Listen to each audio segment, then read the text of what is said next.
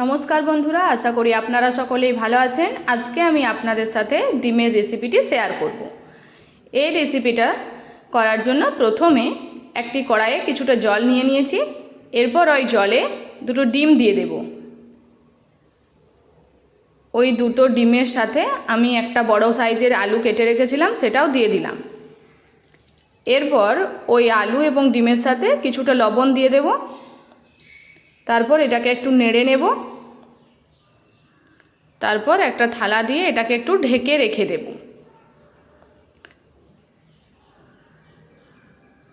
দেখুন বন্ধুরা, আমার আলু এবং ডিম সেদ্ধ হয়ে গেছে। এরপর এই ডিমগুলোকে নামিয়ে নেব, আলুগুলোকেও নামিয়ে নেব, ডিমটাকে একটু ছাড়িয়ে নেব।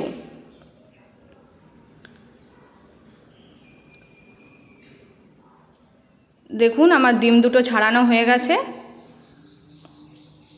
এরপর এই ডিম দুটোকে ভাজার জন্য কড়াইয়ে তেল দিয়ে দিলাম। এরপর হলুদ আর কিছুটা নুন দিয়ে দেব।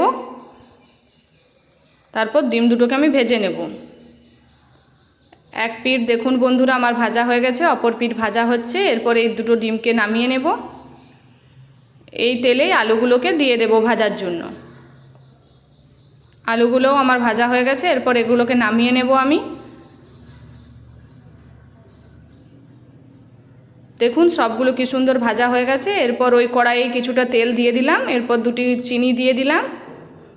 এরপর একটা পাঁচফোড়ন আর শুকনো লঙ্কা দিয়ে দেব। তারপর পেঁয়াজ কুচিগুলো দিয়ে দেব। তারপর এটাকে ভালো করে নাড়িয়ে নেব।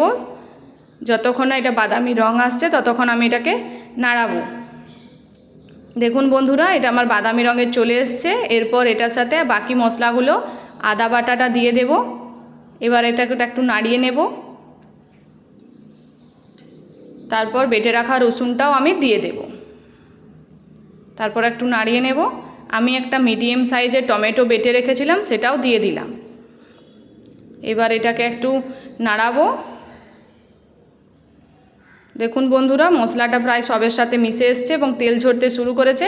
এরপর আমি এটাই মশলা, হলুদ গুঁড়ো, লঙ্কার গুঁড়ো দিয়ে দিলাম। এবার আমার কাছে থাকা একটা ডিমের মশলা, সেটাও আমি দিয়ে দেব। মশলাটাও দিয়ে দিলাম। এরপর আমি এটাকে একটু নাড়িয়ে নেব। ভালো করে মশলাটা কষিয়ে নেওয়ার পর একটু জল দিয়ে দেব। তারপর এটাকে ভালো করে নাড়িয়ে নেব।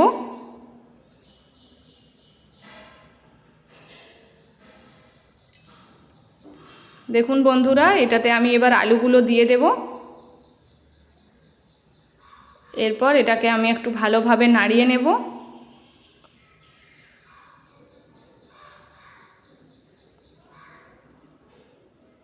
তারপর এটায় আমি একটু জল দিয়ে দেব।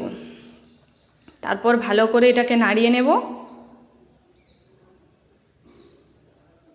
তারপর ডিম দুটোও দিয়ে দিলাম।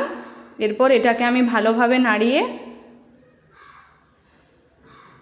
দেখুন বন্ধুরা আমার ডিমের রেসিপিটি প্রায় হয়ে এসছে, তাই পরিমাণ মতন লবণ দিয়ে দিলাম।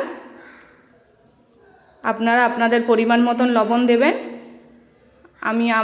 আমি আবার জল দিয়ে দিলাম। এরপর নাড়িয়ে নিলাম। এরপর শেষে একটু গরম মশলা দিয়ে দিলাম। এরপর এটাকে নামিয়ে, দেখুন আমার রেসিপিটি হয়ে গেছে।